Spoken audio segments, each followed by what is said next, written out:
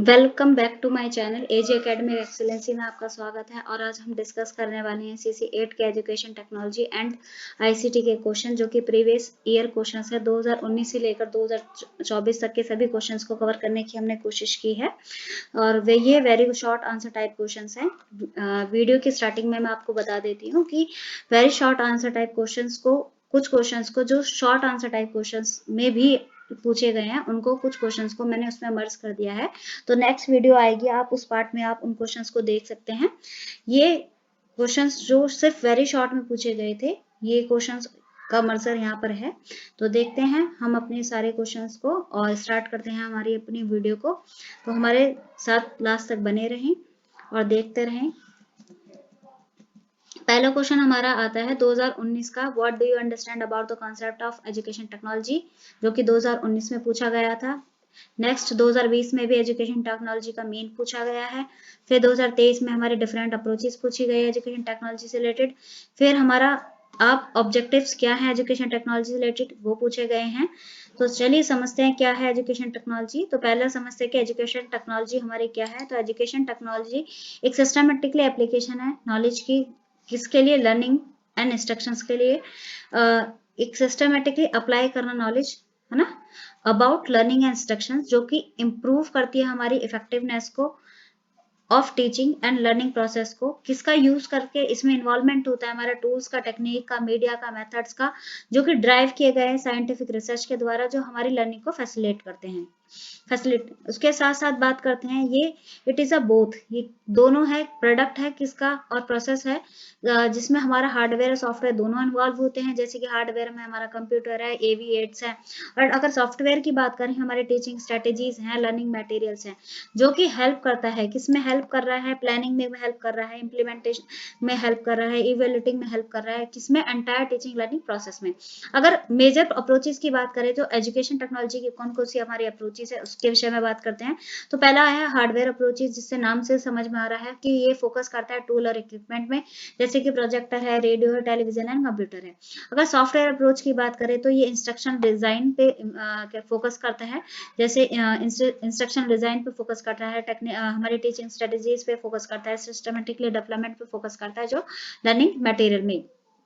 बात करते हैं सिस्टम अप्रोच की, तो ये व्यू करता है एजुकेशन को ऐसा सिस्टम जिसमें हमारे गोल सेटिंग इन्वॉल्व होती हैं, प्लानिंग है, फीडबैक है, इवोल्यूशन है, जो इम्प्रूव करते हैं हमारे इंस्ट्रक्शंस को। अगर अप्रोचेस यानी तीनों अप्रोचेस को मिला दिया जाए तो ये हमारी एजुकेशन की क्वालिटी को और एक्सेसिबिलिटी को एनहांस करने में मदद करता है। अगर ऑब्जेक्टिव की बात किया जाए तो एजुकेशन टेक्नोलॉजी के ऑब्जेक्टिव होते हैं, तो ये इम्प्रूव करता है हमारे टीचिंग लर्निंग को, किस इम्प्रूव हो रहा है हमारे टीचिंग लर्निंग की इफिशियंसी को, जिसमें हम टूल और मेथड्स का अप्रोप्रिएट यूज कर रहे हैं। इसके साथ साथ ये हमारी जो इंडिविजुअल लर्निंग है, वो किसके थ्रू कर पा रहे हैं हम, जो हमारे प्रोग्राम इंस्ट्रक्शंस है या फिर अडेप्टिव टूल्स है, उसके द्वारा बच्चा अपने हिसाब से सीख पा रहा है। सपोर्ट करता है टीचर्स को प्लानिंग में, डिलीवरी में, और कंटेंट डिलीवरी करने में, या फिर इवोल्यूशन स्ट्रेटेजीज में। ICT का इंटीग्रेट कर रहे हैं मल्टीमीडिया का एजुकेशन में, जो कि हमारे लर्निंग को इंटरेक्टिव बना रहा है। उसके साथ साथ हम क्या कर रहे हैं? इंश्योर कर रहे हैं इक्वालिटी और accessibility, education, quality of education सबको मिले। किसके थ्रू? ओपन और डिस्टेंस लर्निंग मोड के थ्रू। अब बात करते हैं हमारा नेक्स्ट क्वेश्चन क्या है। नेक्स्ट क्वेश्चन पे चलते हैं कि नेक्स्ट क्वेश्चन पूछा हुआ है कि हमारे फंक्शन क्या है। NIOS के 2019 में पूछा गया है क्वेश्चन, और 2022 में भी ऐसे ही पूछा गया है। तो ये क्वेश्चन रिपीट हुआ है। इस पहले तो हम इसकी NOS क्या होता है इसके विषय में जान लेते हैं। तो NOS एक national institute of open schooling होता है, जिससे कि नाम से समझ में आ रहा है नेशनल मतलब राष्ट्रीय स्तर पर काम कर रहा है ये। और ओपन स्कूलिंग यानी कि ओपन एजुकेशन दे रहा है, और किस लेवल पे दे रहा है? स्कूल लेवल पे दे रहा है। और ये कब स्टैब्लिश हुआ था? ये 1989 में स्टैब्लिश किया गया था। तो अगर बात करें, जैसे कि नाम से फर्स्ट आप देखिए कि फर्स्ट पॉइंट क्या है कि प्रोवाइड करना education through open and distance learning, यानी कि ओपन और डिस्टेंस लर्निंग के थ्रू उन बच्चों को एजुकेशन प्रोवाइड करना जो कि एजुकेशन नहीं ले पा रहे हैं, रेगुलर स्कूल्स में नहीं जा पा रहे हैं, और जो स्कूल, जैसे कि वो बच्चे हो सकते हैं हमारे जो स्कूल्स को ड्रॉप आउट कर चुके हैं, रूरल एरिया में बच्चे हैं, जो वर्किंग इंडिविजुअल्स हैं, उन तक भी एजुकेशन पहुंच पाए। तो ये एक NOS जो है फ्लेक्सिबिलिटी प्रोवाइड करता है। अब है हमारा जो नेक्स्ट पॉइंट है करिकुलम डेवलपमेंट, यानी कि एनओएस और क्या है, ये डिजाइन करता है, डेवलप करता है स्टडी मटेरियल को, सिलेबस को एवोल्यूशन करता है, किसके लिए, टूल्स का, सेकेंडरी का, सीनियर सेकेंडरी एजुकेशन के लिए, वोकेशनल कोर्सेज में। अब इसके साथ साथ क्या और क्या काम है इसका, कंडक्टिंग एग्जाम सर्टिफिकेशन, इसके साथ एग्जाम कंडक्ट करवाता है, पब्लिक एग्जाम जो है हमारे, जो पब्लिक एग्जाम्स होते हैं वो साल में 2 बार कंडक्ट किए जाते हैं, इसके साथ प्रोवाइड करते हैं सर्टिफिकेट्स, और इसके साथ साथ जो कि सर्टिफिकेट्स होते हैं ऐसा नहीं है कि उसकी कोई वैल्यू नहीं होती, वो इक्विवेलेंट होते हैं सीबीएसई और बोर्ड और स्टेट बोर्ड के बराबर होते हैं, जो कि रिकग्नाइज होते हैं फर्दर एजुकेशन में, यानी कि रिकग्नाइज है, आप ऐसा नहीं है कि दोबारा से अपनी एजुकेशन कंटिन्यू कर सकते हैं, एजुकेशन कंटिन्यू कर सकते हैं, और एम्प्लॉयमेंट में भी काफी बेनिफिट प्रोवाइड करवाते हैं। इसके साथ साथ vocational and life enrichment programs होते हैं, जो कि स्किल बेस्ड और वोकेशनल कोर्सेज प्रोवाइड किए जाते हैं, जो कि सेल्फ एम्प्लॉयमेंट को प्रमोट करते हैं और लाइफ लॉन्ग लर्निंग को प्रमोट करते हैं। एनओएस इसके साथ साथ फोकस करता है इक्विटी एंड इंक्लूजन पे, यानी कि एनओएस फोकस करता है कि सबको समावेशी शिक्षा मिल पाए, जो कि जिन उन लोगों तक भी पहुंच पाए जो कि मार्जिनलाइज्ड सेक्शन है हमारा, डिफरेंटली एबल चिल्ड्रंस है, वुमेन्स है और ट्राइबल कम्युनिटीज है। अब नेक्स्ट क्वेश्चन पे आते हैं, हमारा नेक्स्ट क्वेश्चन क्या है कि आप अंडरस्टैंडिंग बेस्ड टीचिंग से क्या समझते हैं। तो जैसे कि नाम से समझ आ रहा है कि समझ आधारित शिक्षण, यानी कि समझ आधारित, यानी कि ऐसा ही नहीं है कि हमें रोट लर्निंग करनी है, इसमें फोकस किया जाता है कि बच्चों की जो डेवलप थिंकिंग है वो डीप कॉन्सेप्चुअल अंडरस्टैंडिंग पर, ना कि रोट फैक्ट्स, हमें यानी फैक्ट्स को हमें रटवाना है, फैक्ट्स को हमें रटवाना नहीं है, एक डीप कॉन्सेप्चुअल अंडरस्टैंडिंग करनी है, हेल्प करनी है उन्हें डेवलप करने, बच्चों को इनकरेज करें कि एक्सप्लोर कर पाए कि ऐसा क्यों हुआ और कैसे हुआ, ठीक है, इस कॉन्सेप्ट के पीछे क्या तर्क है उसको भी एक्सप्लोर कर पाए, और वो अपनी जो नॉलेज है उसको अप्लाई कर पाए रियल लाइफ सिचुएशंस में। फीचर्स की बात करें तो ये प्रमोट करती है क्रिटिकल थिंकिंग और प्रॉब्लम सॉल्विंग में, मदद करती है, प्रमोट करती है प्रॉब्लम सॉल्विंग में। न्यू नॉलेज को कनेक्ट किया जाता है प्रीवियस नॉलेज के साथ में, हम यूज करते हैं एक्टिविटीज का, डिस्कशन का, रियल वर्ल्ड एग्जाम्पल्स का, इनकरेज करते हैं रिफ्लेक्शन को, एक्टिविटी पार्टिसिपेशन में, और किसमें, लर्निंग प्रोसेस में। उसके साथ साथ और क्या होता है, इसके साथ ये अप्रोच जो होती है हेल्प करती है कंस्ट्रक्ट करने में लर्निंग थ्योरीज को। This approach is align with constructive learning theories where learner construct their own understanding through meaningful engagement, यानी कि बच्चा इंगेज होकर अपनी ज्ञान को कंस्ट्रक्ट करता है, यानी कि अपने ज्ञान का खुद निर्माण करने की कोशिश करता है, यानी कि यहाँ पे जब बच्चे की समझ विकसित हो जाएगी तो वो तर्क लगाएगा हर चीज में। इसके साथ साथ बात करते हैं हमारे एडवांटेजेस और डिसएडवांटेजेस क्या है मोबाइल लर्निंग के, और ये 2019 में आया है, 2022 में एडवांटेजेस पूछ लिए गए हैं, 2023 में हमारे इसका मतलब और एडवांटेजेस लिमिटेशन दोनों पूछ लिए गए हैं। इसके साथ साथ हमारा, अरे वैसे ये शॉर्ट में आया हुआ था क्वेश्चन, ये 2023 वाला जो है आपका क्वेश्चन, ये 2000 जो है ये शॉर्ट में आया है, ये वेरी शॉर्ट का पार्ट नहीं है, शॉर्ट का पार्ट है।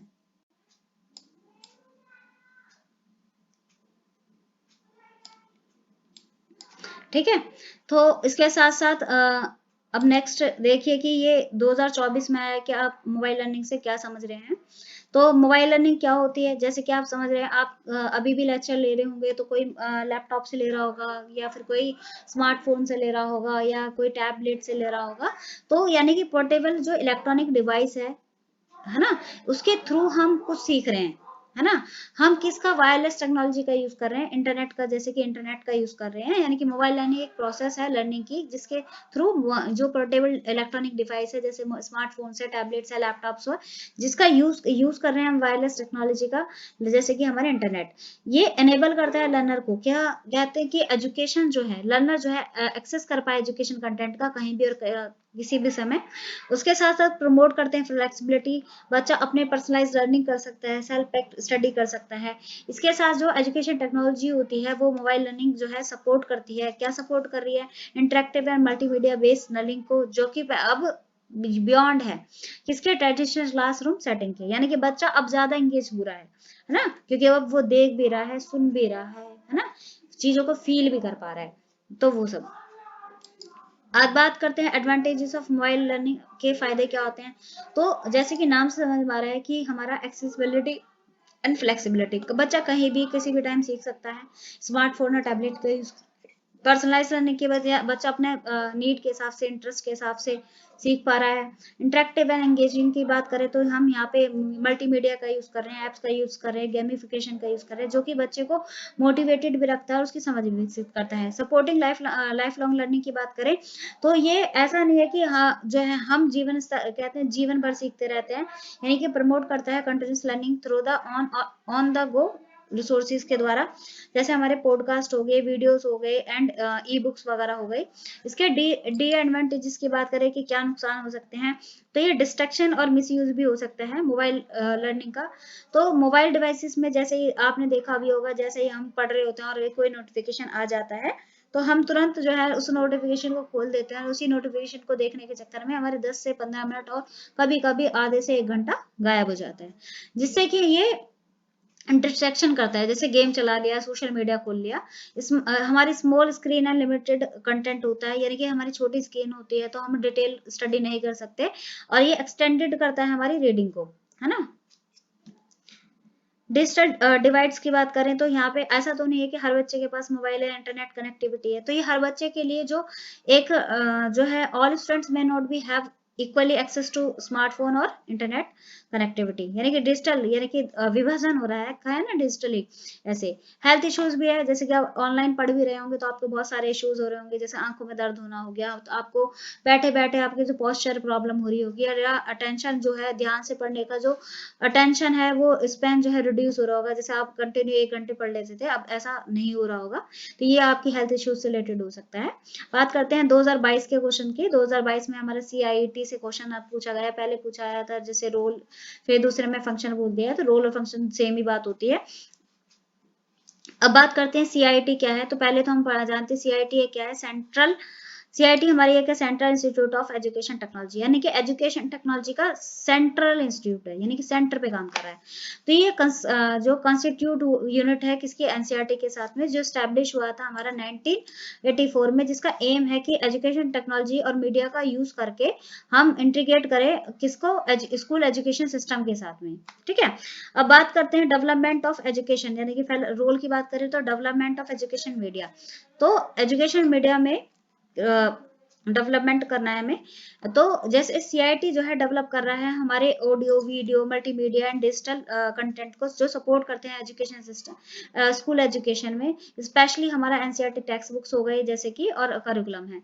और ट्रेनिंग एंड कैपेसिटी बिल्डिंग की बात करें तो यहाँ पे जो टीचर ट्रेनिंग प्रोग्राम्स होते हैं, वर्कशॉप होती है, वो कंडक्ट की जाती है ICT का यूज करके एजुकेशन में, या एजुकेशन ब्रॉडकास्ट के द्वारा, या फिर मीडिया प्रोडक्शन के द्वारा।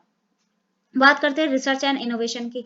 अब भाई हर जगह रिसर्च तो चाहिए, अब एजुकेशन टेक्नोलॉजी में भी तो रिसर्च चाहिए, जिससे कि हमारे अपने मेथड्स को और अच्छे से एक्सप्लोर कर पाए, इनोवेटिव मेथड्स आए, इनहेंस करें, जिससे हमारी टीचिंग और लर्निंग प्रोसेस।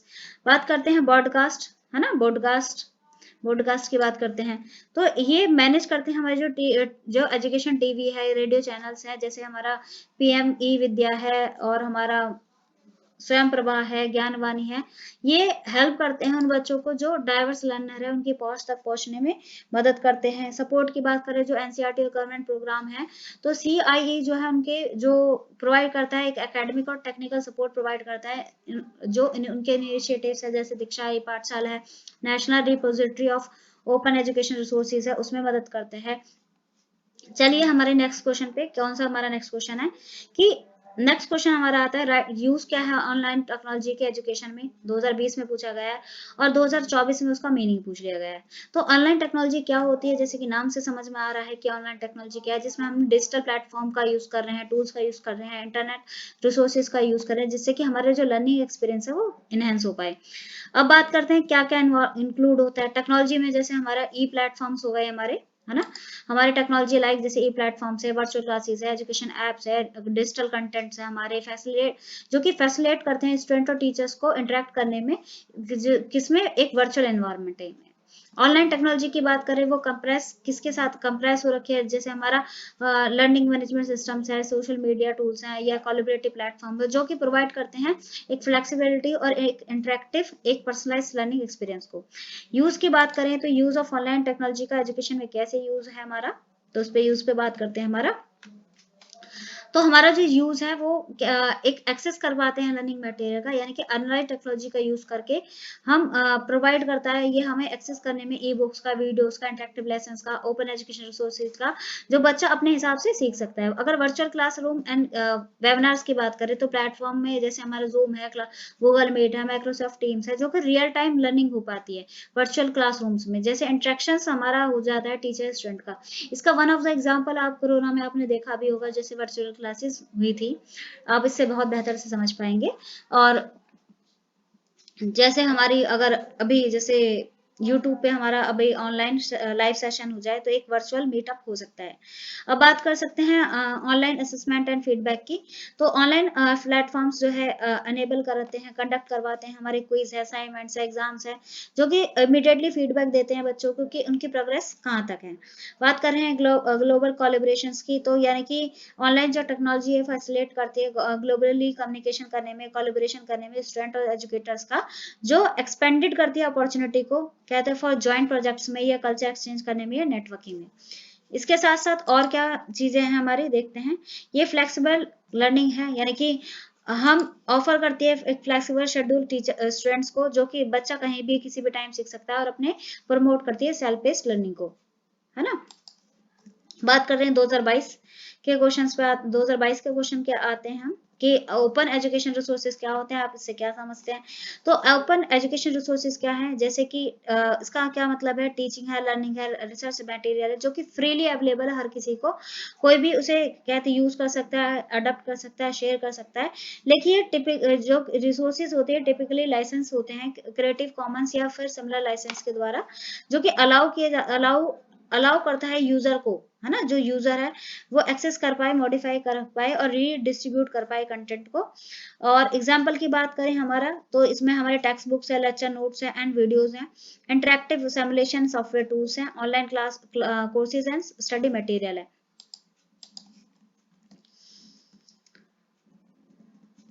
और क्या करते हैं, ओएआर प्रमोट करता है ओपन एक्सेस कोलैबोरेटिव लर्निंग को, हमारी नॉलेज शेयर करने में मदद करता है, रिड्यूस करता है हमारी बैरियर जो भी एजुकेशन के फील्ड में आ रहे हैं, स्पेशली उन एरियाज में बेनिफिट्स होते हैं जो कि लिमिटेड एक्सेस है, हमारी जो ट्रेडिशनल एजुकेशन रिसोर्सेज हैं जहाँ पे बुक्स अवेलेबल वगैरह नहीं है, है ना, फिजिकली टीचर्स अवेलेबल नहीं है, तो उन लोगों को काफी हेल्प करता है हमारा। 2023 के क्वेश्चन पे आते हैं हमारे, तो फ्लिप लर्निंग और उसके कैरेक्टरिस्टिक एडवांटेजेस पूछे गए हैं। तो फ्लिप लर्निंग क्या होती है, एक ये क्या होता है, हमारा इंस्ट्रक्शन स्ट्रेटेजी होती है जहाँ पे हम ट्रेडिशनल लर्निंग को रिवर्स कर देते हैं, है ना, ट्रेडिशनल लर्निंग एनवायरनमेंट उसको रिवर्स यानी कि उल्टा कर देते हैं, कि ऐसा नहीं है अब हम क्लास में पढ़ाएंगे, हम क्लास में नहीं पढ़ाएंगे, बच्चा खुद घर से पढ़कर आएगा, है ना। हम अभी ट्रेडिशनल लर्निंग में क्या होता है, हम क्लास में पढ़ाते हैं, बच्चा घर से कहते हैं उसको रिवाइज करता है, होमवर्क वगैरह करके लाता है। लेकिन हम अब उल्टा कर दिया है कि अब वो घर से पढ़कर आएगा और क्लास में हम डिस्कशन करेंगे। तो ये अप्रोच जो होती है स्टूडेंट को इंट्रोड्यूस करवाती है न्यू कंटेंट से, जो कहते हैं क्लास से बाहर, जैसे कि वीडियो के थ्रू हो गया, रीडिंग के थ्रू हो गया, है ना। यूज करते हैं हम क्लासरूम का जो टाइम है वो एक्टिव लर्निंग में यूज करते हैं, डिस्कशन में यूज करते हैं, अप्लाई करने में कॉन्सेप्ट्स को किसके साथ, टीचर्स के गाइडेंस के थ्रू, है ना। इसके साथ साथ करेक्टरिस्टिक्स की बात करें तो क्या करेक्टरिस्टिक्स हैं हमारे फ्लिप लर्निंग के, तो ये प्री क्लास लर्निंग है, जैसे कि हम समझ भी पा रहे हैं कि जो स्टूडेंट का इंटरेक्शन है वो लर्निंग मटेरियल के थ्रू हो रखा है, बच्चे का एंगेजमेंट हो रखा है, वीडियोस हैं, आर्टिकल्स हैं, जो कि क्लास से पहले ही उसके जो है क्लासरूम सेशन हो रखा है ना, बच्चा घर से सीख कर आ रहा है। एक्टिव क्लासरूम टाइम की बात करें तो एक्टिव क्लासरूम टाइम कैसे है, कि अब बच्चा घर से पढ़कर आया है तो हम क्लासरूम का जो टाइम है उसमें डिस्कशन में यूज करने वाले हैं, प्रॉब्लम सॉल्व करने में यूज करने वाले हैं, ग्रुप एक्टिविटी में यूज करेंगे या हैंड ऑन प्रैक्टिस पे यूज करेंगे। टीचर एक फैसिलिटेटर का यूज कर रहा है ना, टीचर एक फैसिलिटेटर है, वो गाइड कर रहा है बच्चों को, हेल्प कर रहा है, डीप हेल्प कर रहा है, डीपन उसकी अंडरस्टैंडिंग को और गहरी समझ विकसित कर रहा है, किसके द्वारा, इंटरेक्टिव एक्टिविटीज के द्वारा, कोलैबोरेटिव वर्क के द्वारा। ये चाइल्ड सेंटर यानी कि स्टूडेंट सेंटर लर्निंग भी है, क्योंकि बच्चे का रोल यहाँ पे एक्टिव पार्टिसिपेशन है, और सेल्फ बेस्ड लर्निंग भी है, क्रिटिकल थिंकिंग भी है। एडवांटेजेस की बात करें तो क्या बेनिफिट्स हो सकते हैं, जैसे कि बच्चे का जो एंगेजमेंट है वो इनहेंस हो रहा है हमारा, है ना, कि बच्चे का एंगेजमेंट इनहेंस हो रहा है, कि बच्चा जो है क्लास में इंटरेक्टिव है, टीचर के साथ में इंटरेक्टिव एक्टिविटी हो रही है, स्टूडेंट रिमेन मोर एंगेज हो रहा है, अब वो अपनी लर्निंग पे उसकी ऑनरशिप है ना। उसके साथ साथ पर्सनलाइज लर्निंग की बात करें तो बच्चा क्लास में पहले ही, है ना, बिफोर क्लास ऑन पेज वो लर्न कर सकता है ना, वो रिविजिट कर रहा है मटेरियल पे एज नीडेड। प्रमोट करता है क्रिटिकल थिंकिंग को। अब क्लासरूम टाइम में यूज किया गया है, हमने यूज करते हैं, हम अप्लाई करते हैं, एनालाइज करते हैं मटेरियल को, हेल्प करता है स्टूडेंट को डेवलप करने में हाई ऑर्डर थिंकिंग स्किल्स को।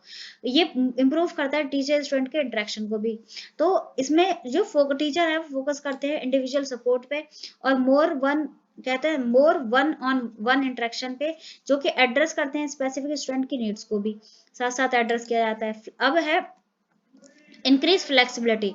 बच्चा जो है एक्सेस करता सकता है मटेरियल पे एनी टाइम, है ना। बच्चा जैसे उस दिन नहीं आया है तो और ऑनलाइन लेक्चर है तो उसमें वो कभी भी सीख सकता है। तो ये फ्लेक्सिबल लर्निंग शेड्यूल भी है, बच्चे के हिसाब से सीखने के लिए भी है ना। अब आते हैं हमारे 2024 के क्वेश्चन पे। तो पहला क्वेश्चन हमारा क्या है 2024 का, ये टीचिंग एंड ट्रेनिंग क्या होता है, इसमें डिफरेंस की बात की गई है। तो टीचिंग क्या होती है, टीचिंग क्या होती है हमारी, टीचिंग एक प्रोसेस होती है जिसमें हम नॉलेज इम्पार्ट करते हैं, यानी कि इम्पार्टिंग नॉलेज, यानी कि नॉलेज इम्पार्ट करना, ज्ञान अर्जन करना, वो टीचिंग है। ये हेल्प करता है स्टूडेंट को अंडरस्टैंड करने में कॉन्सेप्ट्स को, आइडियाज को, थ्योरीज को, है ना।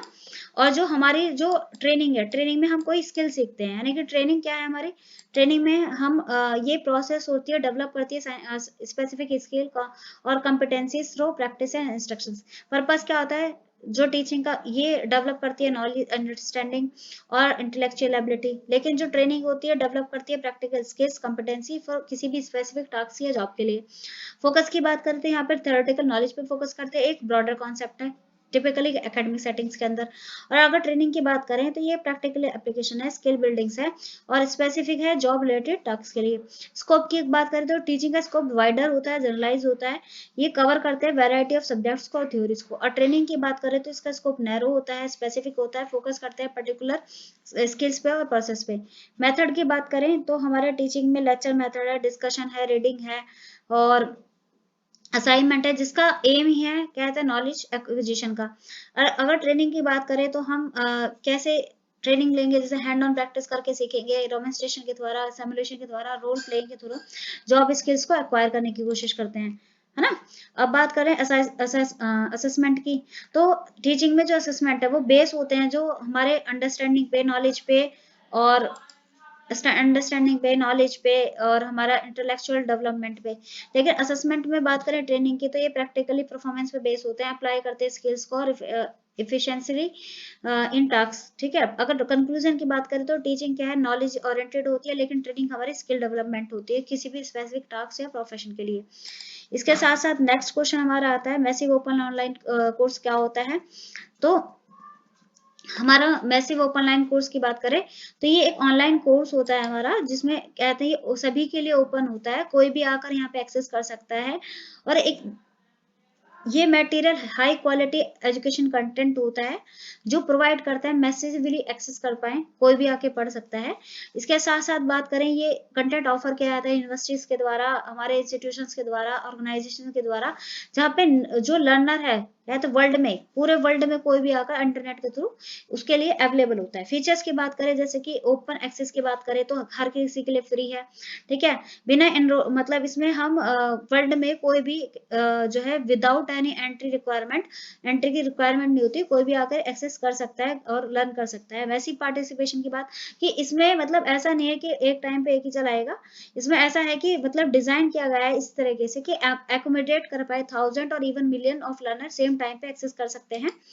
और इसके साथ साथ और क्या देखते हैं, ये फ्लेक्सिबल लर्निंग है, बच्चा अपने हिसाब से सीख सकता है, कभी भी सीख सकता है और अपने कहते हैं ये, यानी कि ये learner learner can study at their own pace and access the content anytime anywhere and make it ideal for self paced learning। Interactive elements होते हैं, यानी कि मूव्स पे इंक्लूड होते हैं हमारे वीडियो लेक्चर्स, क्विज है, असाइनमेंट्स है, फॉरम्स है और पीयर असेसमेंट है जो इन्वॉल्व होते हैं एंगेजमेंट में। सर्टिफिकेशन दिया जाता है, मोस्ट ऑफ द टाइम जो है फ्री होता है और लर्नर को अक्सर जो है अक्सर जो है वो अपने सर्टिफिकेट भी अर्न कर सकते हैं for a fee, completion for a fee, which may be recognised by employer, जो कि एम्प्लॉयर के द्वारा जो रिकॉग्नाइज किए गए हैं या एकेडमिक इंस्टीट्यूशंस। अब पॉपुलर मूक प्लेटफॉर्म्स की बात करें तो कौन कौन से प्लेटफॉर्म्स है हमारे, तो एक है कोरा है, एडेक्स है, कहते हैं यूडासिटी है, फ्यूचर लर्न है, और कहते हैं मूज में, मूज क्या है, एक इवोल्यूशनरी एजुकेशन है जो हमारी make learning more accessible, flexible और अकाउंटेबल फॉर ग्लोबल एजुकेशन। ठीक है, तो आज हमारा लेक्चर यहीं पे खत्म होता है, और थैंक यू, आप हमारे साथ लास्ट तक बने रहे। और इससे रिलेटेड जो और भी टॉपिक्स हमारे जो बचे हुए हैं, वो टॉपिक हम अपने शॉर्ट क्वेश्चन आंसर टाइप के साथ में डिस्कस करेंगे। जल्द ही नई वीडियो आने वाली है, आप हमारे चैनल के साथ जुड़ सकते हैं। हमारे चैनल को लाइक करें, सब्सक्राइब करें, और ऊपर एक लिंक दिया गया है जो आप उस पर जाकर हमारी कम्युनिटी के साथ ऐड हो सकते हैं। वहाँ पे हम जो भी कंटेंट होता है वहाँ पे प्रोवाइड करते हैं। तो इसी तरीके से आप हमारे साथ बने और कुछ नया सीखते रहें। Thank you.